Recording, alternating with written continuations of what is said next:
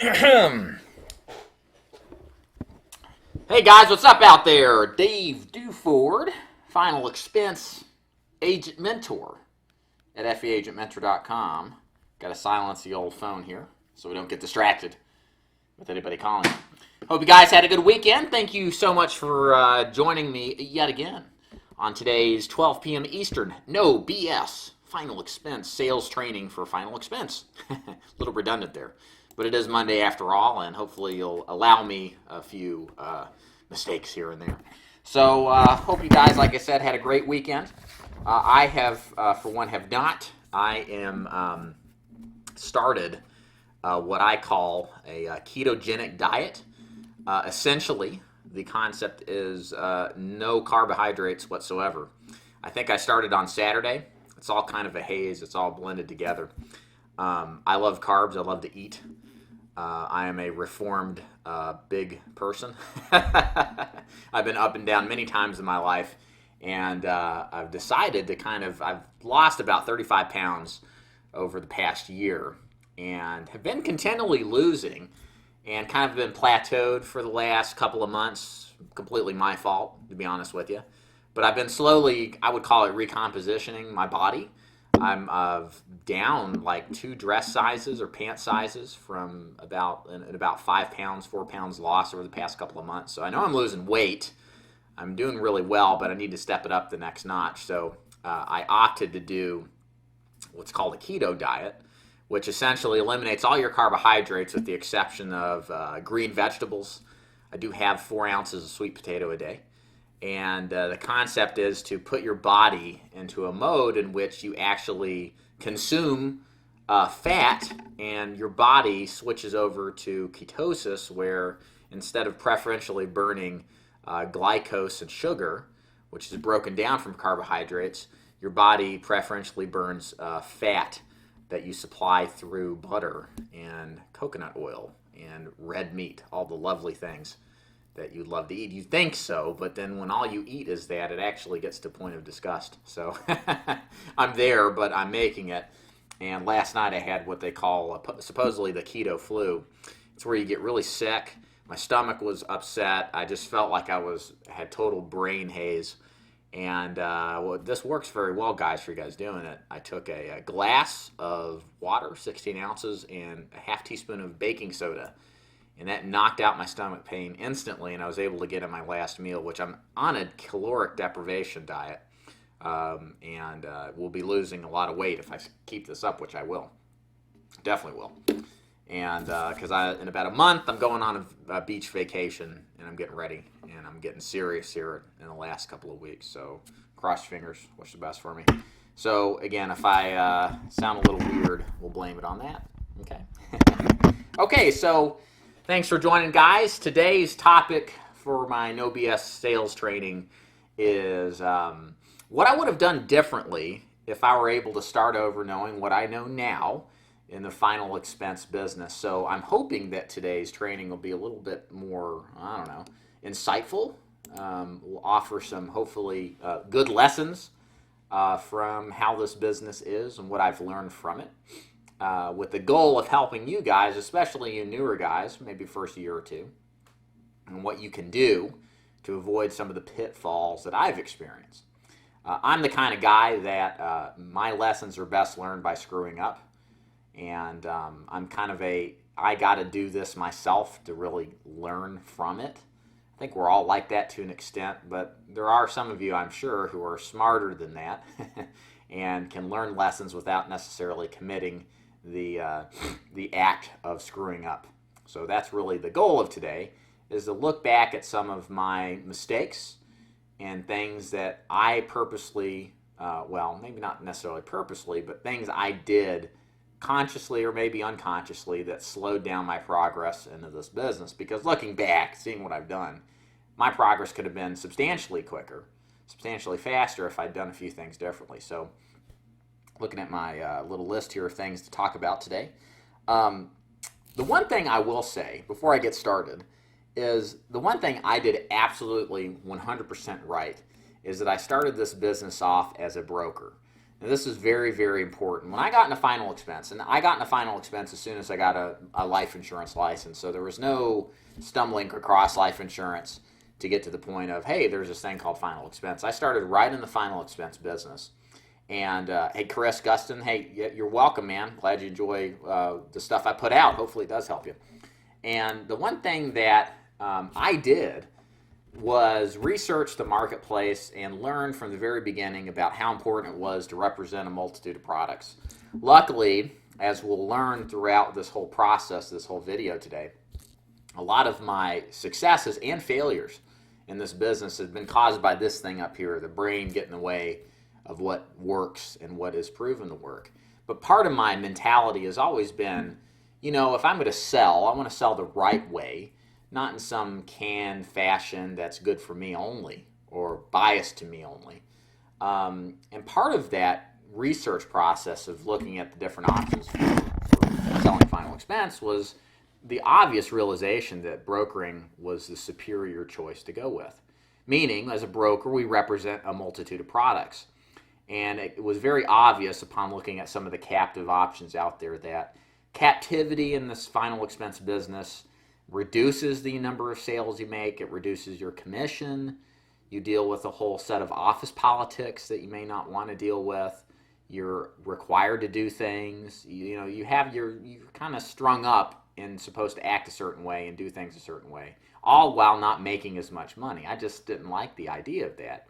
And I've always been entrepreneurial, not afraid to be on my own. And so this kind of disposition was natural to me. Whereas a lot of people get in this business, get started in a multi-level marketing environment, or they get involved in a captive environment. And it can be, in many cases, a death knell. But many have to move past working in those capacities to where they realize that working in a more brokerage environment is really the ideal method to go. So I will say, the one thing I did actually do right from the very beginning was work with a brokerage company that offered multiple carriers. And as time moved on, I added more carriers to the mix, which helped me become better. But that's about all I did right from the beginning. And so let's talk about some of the things that I wish I would have done differently. So I, like a lot of agents, hey Gary, how you doing today? Thanks for joining, man. Good to see you. Ron, hey Ron, how you doing, man?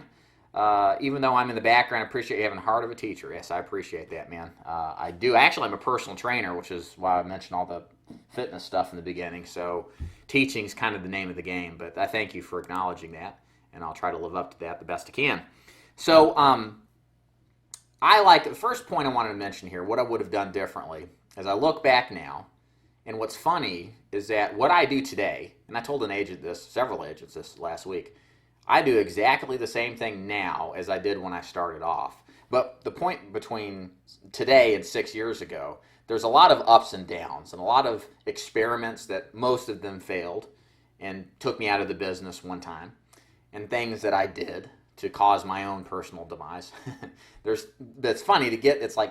There's this time between. It's exactly the same. I go out, I work direct mail leads, I see people face to face. I do a brokerage presentation. I don't sell over the phone. It's all the same exact thing. But it took me all this crazy stuff in between to get there. And a lot of this stuff will probably be similar to what you may be experiencing, or what maybe you've thought about, or what you will think about even. So let's get to it anyway, and kind of mention some of these points here I was thinking about as what I would have done differently. So the first thing I really, really wish I would have done, and I did okay at this for the most part, but I did get distracted, is I wish I would have laser focused entirely on final expense. Okay, so, and I did. A lot of these things I did correct from the beginning, but as I thought I was getting more intelligent, and as I knew this business and how simple it was, that I could get more, that I was smart enough to kind of overcome some of these things, which ultimately failed. Okay, hopefully that will make more sense in a minute. But one of them was, hey, I'm going out here, I'm selling final expense. This is like 6 or 12 months in. Man, I'm selling final expense. Everybody I see has got a Medicare Advantage plan. They've got a Medicare supplement plan. I need to sell Medicare Advantage. I need to sell Medicare supplements. I didn't sell Medicare Advantage. I just sold Med Supps. But I spent a lot of time thinking that there's got to be more than just final expense that I could get involved in. And I wanted to offer different products to my people, and even potentially do some side business in just that particular mode, and then maybe sell final expense with leading with Medicare supplements or something like that. The problem I ran into is I don't necessarily have a problem with the idea of cross-selling or doing other products in addition to final expense. I realized that being a newbie, you understand that this business is simple, but it's not easy. And many times when we get distracted by what I call the silver bullet principle, or the shiny object syndrome, really is what it is. The shiny object syndrome, well, what it'll do is it'll make you have the same experience for a particular time over and over and over again. You never grow because you're constantly distracted away from what your primary product is that you're offering, and you never really grow beyond your only minimal experience giving something your full commitment. And it's hard for people to understand that, especially if they get started. It's easier once you've screwed up a couple of times and have had honest self-reflection. The thing is that earlier on, final expense was simple, it's easy. You think it's easy because it's simple. It's not, as I've established, but you think, well, therefore, because it's simple, I can start doing other things in addition to this. And what happened with me, at least, and what I see a lot of other agents do, is they get where they got too much going on, and they lose effectiveness, not just in the first thing that started in final expense, but also in the other. And they can't be a slave to two different masters. And what happens is they're no good at any of it, or they're marginal, and they don't get great results. I kind of had a similar situation like that, where I went out there and did a little Medicare supplement business, probably, I think it was in the first year. Didn't like it, didn't really care for it.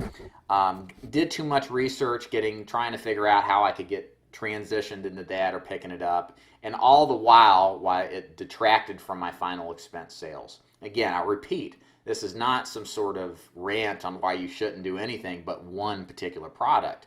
It's just that you have to understand that learning takes time, and mastery takes time. It takes commitment, and commitment requires ups and downs. That's the thing that a lot of people don't understand today, is that we get frustrated with the results that we experience.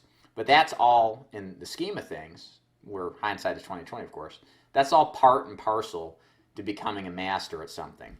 And you cannot, not everybody has, some people have the capacity, but very few people have the capacity to become a super master of multiple products in a short period of time.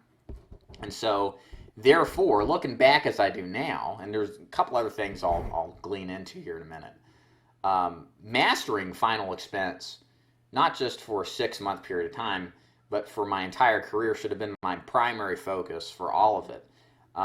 Again, it really became that way after a year or two, after I failed out of the business and realized what I was doing wrong and my own brain getting in the way. But ultimately, if I would realize that if I could just totally dial in the final expense, but also see what's the potential is as far as the income earning opportunity, which we'll talk about in a little while, then I probably wouldn't have gotten distracted and potentially taken myself out of, or to some extent affected myself from coming out of the business. So I hope that kind of makes sense. It's really important to be committed. And that's kind of the thing. And it doesn't matter if it's final expense, it doesn't matter if it's Medicare supplements or voluntary payroll deduct business. I don't care. What I care about is that if you're going to do something, you might as well be the best at it. And any kind of product, even if it is simple, takes time and commitment to ups and downs and the experiential effect of the people you deal with and the interactions and questions they have before you do become a master. And it's at that point when you do master something that I frankly don't mind if an agent builds into their repertoire Medicare Advantage sales, which is a great cross-sell or ancillary product to sell in addition. It's just, it takes time and it takes process, and you need to give yourself that opportunity to really overcome that. Hey, how you doing, John? Thanks for joining me on. Future asks, what techniques do you have for people who don't have the skill of setting appointments over the phone? Real quick segue here, Future. I'll give you the answer. It's really easy. Hire someone to do it. There is nothing better and nothing more cost-effective than outsourcing your appointment setting to somebody else who can do it for you. I've used an appointment setter my entire career. At first because I was completely afraid of the phone. I could do it now if I wanted to. because I had some sales experience in another industry when I failed out of the business, as I talked about in one of my last videos I did, where I learned I had to cold call to put food on the table. So I got over it. It was really easy. But, if you can't do it and you're not going to do it, I'm not going to argue with you. Just hire somebody to do it. Pay them a couple $100 a week. That's usually what it works out to, or less, probably less. And then spend the time in between appointments door knocking your leads. It's really that simple. Or just go door knock everybody. But for $100, $200, you can have 10, 15 preset appointments. They know you're coming. You got, some level of anticipation. You've got some structure to your schedule. And then in between those gaps that they don't set anybody, go door knock the leads that don't pick up the phone. That is the easiest way to overcome it. That's exactly what I did, and I still do it today. I hire somebody, they set my appointments. That way I can focus on doing more sales, more presentations, which gets me more closed deals. So continuing here, the next thing I'll bring up here, the one thing I wish I would have done differently getting started is, and this is the thing that took me out of this business, I think. I wish I would have completely laser focused on the vanilla direct mail lead program. Okay, I am doing today, this week, next week, conceivably for as long as I could, with the exception of some Facebook leads and stuff like that I experiment with time to time. 95% of my lead generation is direct mail. Okay, and referral generation. I've worked that in too, just to be fair. But the primary source of purchase leads has been exactly the same as it was when I first started in this business, okay? And the likelihood of that being exactly the same for the next 6 years, the next 16 years, for the rest of my career is very high because of the people we deal with. And it's funny, you go on convention, everybody there pretty much does the same kind of direct mail lead systems when you go on these carrier trip conventions. So the question becomes, why even fool with that kind of background? Why even try to do something different when you know you can apply this system to this market and you get X results if you put the work in? I'm not saying you can't be creative, because I do have a creative side to me, and I think it's a good thing. It's just you have to temper it and discipline it and be sober about it. Because what happened in my business is I got to, again, this point 6 to 9 months in where I thought I was smarter than the business, and I developed this new lead. I had them call a voicemail. They listened to a recorded message for 15 minutes and then left their information. And my thought was that these are going to be really pre-qualified prospects, because if they spend all the time on the phone and they listen to this and then I go see them, I'll write them up. And while I got results from them, I realized I spent a lot more money to get that. I really didn't get as many people necessarily who were more well qualified. And as it compared to a regular business reply, state regulated final expense mailer that I use now, and most agents do as well who are in direct mail system, in my agency at least, the results were not as good as the vanilla type of system. And that's what's crazy. That's what struck me as crazy, because I have a marketing background. I had a personal training gym. I had ads that made me a lot of money, that brought in a lot of clients. So I was self-professed a pretty good marketing person. And I thought I could overcome this silly, vague language on this card and all the silly objections people have and dumb reasons they send the card in by doing this, newfangled idea. And it didn't even work nearly as well.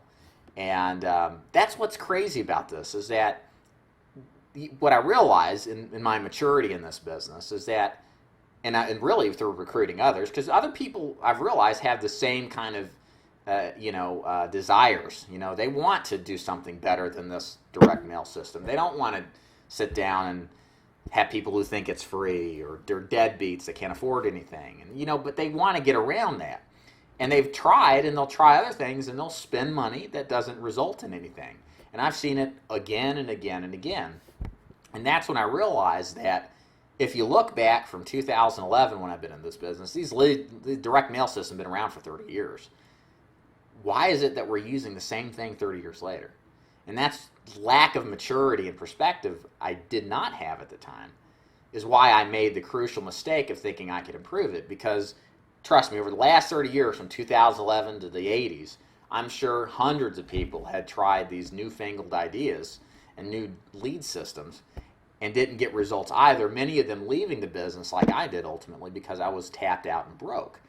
And so that's what's crazy about it, is that with looking back, if I had just applied the direct mail system that worked nationally, that was working nationally, that was producing great results, as it is today, but back then if I just did what I was told, then I wouldn't have had a lot of this frustration that I ultimately had to deal with. And that's what's crazy about it, is it's just, this business is really that, it's so simple, it's complicated, because it's hard to get people who have creative elements that want to try to improve a system, maybe like an engineering type of mentality, to get them to unhinge themselves from that mentality and just trust the system.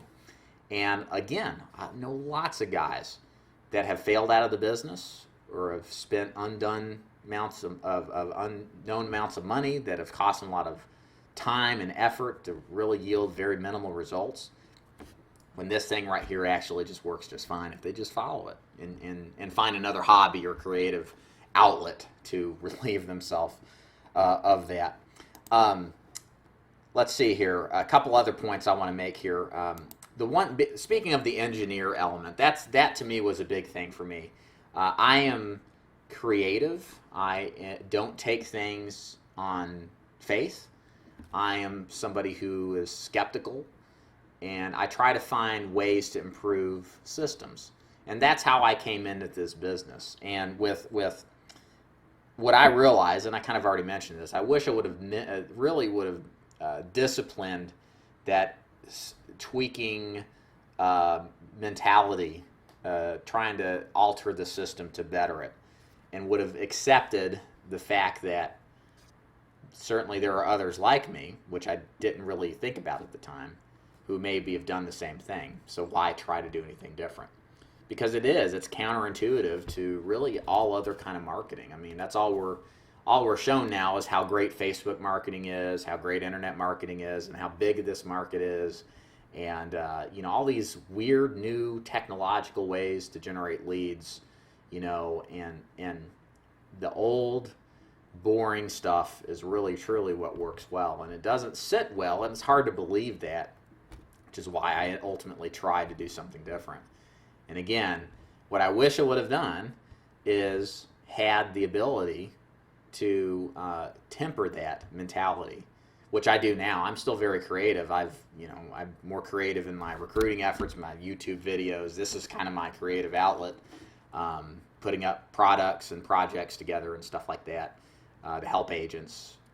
But when it comes to the actual selling part of Final Expense, it's boring and same and rigid, and there's nothing really that new, despite new carriers and stuff like that. But the process and the lead generation process, exactly all the same. That's what's killed. This is crazy about it. Part of that, I think, and this is really important too, part of the perspective that you need to have in this business, part of the ability to see that, to get a judgment if what you're doing is right or if your thinking is incorrect, is really having somebody that's a mentor that can be sober with you, that can be candid with you about what maybe you're doing that is great and what's not great and what's going to end in your demise. I try to, as best as I can, foster that type of mentality with my agents. If they're doing something that I think is a bad idea, I'll tell them that. And if they are getting off course, I'll tell them that. And I think back, and I had a really good trainer, but the way I operate as a person, I'm somewhat of a disconnected person. I'm a Lone Ranger mentality, so I don't go out and share everything that I'm doing with everybody. I don't know if that's a personality flaw. It probably is.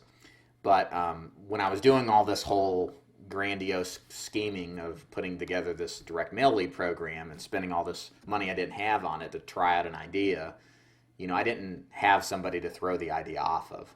I didn't have anybody say, that's stupid, David, and here's why. Because the likelihood, if I had only let the guy know, it would have been probably very likely. It's like, yeah, I had a guy who did some crazy crap like that, and it's like, look at me. I've been in the business 3 or 4 years. I'm using the same thing. I'm writing $200,000 a year, which he was. Probably would have set me straight. Would I have listened? Probably not. But like I said, my learning capacity usually revolves around screwing up, hopefully just once, to learn that lesson. As Gus says in Breaking Bad, you're allowed to make mistakes, but only one time. And then you get in trouble. So Last thing I'll say here, what I would have done differently selling final expense. I think knowing all this that I do now, final expense, while certainly sales training matters, while the lead system you need to use really matters, understanding that direct mail is the key to success. Once I would have dialed in and became comfortable with the process, what I wish I would have done a lot earlier on is scale up my lead generation activity so I could scale up my activity level. The cool thing about final expense is that it is very rinse and repeat, meaning the guy who can do 10 appointments a week off of 20 leads, door knocking, maybe setting his own appointments, that activity, that presentation, that whole ball of wax is exactly mirror image, maybe about 98% mirror image, to the guy who's doing 40 appointments a week. Maybe not doing door knocks, but he's running a bunch of appointments, buying a bunch of leads. But the guy who's doing 40 appointments versus the guy who's doing only 10 is probably writing 3 to 4 times as much as premium. And after he deducts expenses, is making a heck of a lot more money. I wish I would have realized the upside potential for final expense income, because I think as agents understand that and become comfortable with it, to see what is possible down the line as you do master your craft and as you do get comfortable with the sales process, if your income goal is substantial, then all you have to do is double your lead flow or triple it even. And it can be done. You know, when you have the right people in place, like an appointment setter, and you understand how to present in an efficient manner but effective, you can run 40 appointments a week. I've seen it done. I've done it personally. And I would do it, and if I had to, back up against the wall, I had to make things happen. I know I could do it in a heartbeat. So I wish I would have known about scaling up, because a lot of the deviation that comes from, you know, let's try this method or that method, comes from this belief pattern that what's you're being presented isn't going to give you the results that you want, so you got to come up with this newfangled idea. But ultimately, what really the whole reason we're doing this job is to help people, and also, just as important, to get paid and to make a living, and not to use this as some kind of creative outlet. So I hope that problem is just mine. I hope none of you guys have that, but if you do, be wary, because it will get in the way sometimes. So a couple last questions here. I've got a 12:30 appointment. I got about 2 minutes to answer some here and the questions here. Let's talk about it. Jerry asks, how do you get started if you don't have enough money to start a direct mail campaign? Seminars is what I would recommend. Easiest and fastest way to get in front of a lot of people and do a one-to-many kind of sales approach and generate quality leads and sell quality business. Jerry, if you're in Nashville, there's a lot of places in Nashville, probably I think 30 or 40 of those places. In fact, I could send you information on one I know that works incredibly well that's inside of Nashville that I had an agent a couple years ago do. He wrote like $5,000 in business off of it. Just shoot me an email. I'll give it to you. Also, you know, make sure when you do seminars, do your referrals, get more leads that way too. Chris asks, in your experience, what company have you had the best results from as far as direct mail drops? In Final Expense Agent Mentor, where agents join my agency, we do fixed price leads. That the vast majority of the time, it's an IMO specific program. It's $30 a lead. You just tell us where to drop them. We will if we don't have anybody else working there. Need a Lead also offers fixed price leads at $29 a lead. You may want to look at them. They're pretty good. Mark Q asks, thanks for advice, Dave. Did you have anyone work the way up to weekly direct mail program by doing seminar marketing and cold door knocking to target list? Seminar marketing, I had a guy who started with seminar marketing. He hates direct mail, and he just stayed with seminar marketing. It's kind of funny. He actually writes 25 to 30 cases just doing seminars, and I told him, I said, why would you want to do direct mail? He's like, yeah, you're right. So, but yeah, I have a lot of guys that start with seminars. I've got a guy, I think in Florida, he's got 12 seminars up, 12 seminars that are going to start in June. This guy's going to write, and I'm being conservative, 10 to 20 cases. He's going to self-finance himself, pay for his own living expenses, and have enough of a bankroll to have direct mail. So it can absolutely be done. It's just a function of how bad you want it. If you want it, you'll get out there and you'll get it. Because it's all waiting out there. These people literally, just like they say in Glengarry Glen Ross, these people are waiting out there, just waiting to give you their money. Are you going to take it? You know, and you can employ some of these free systems to help you get up and running. Robert says, no more half measures. Mike Ehrmantraut from Breaking Bad. I forget who that guy was. Anyways, I do like Breaking Bad. I am watching the new one, Better Call Saul. I like that guy too. All right, guys, that is it for me. Would drone on a little bit longer here, but got an appointment I got to get to right now. So much better, Mark. I feel great. I had a bunch of baking soda. I had a chicken broth drink to improve the electrolyte imbalance. And I'm back to normal for now. It hit kind of midday. So you're welcome, Willie. Thanks for joining, guys. If I can do anything for you, if you want to join the mentorship program, of course, I'll plug myself. Go to feagentmentor.com. Drop me a line on the contact box, and I'll be happy to talk to you. In the meantime, keep them straight out there, gentlemen. Go get them, make some money, be happy, and we'll see you next Monday with more live streaming fun. So y'all take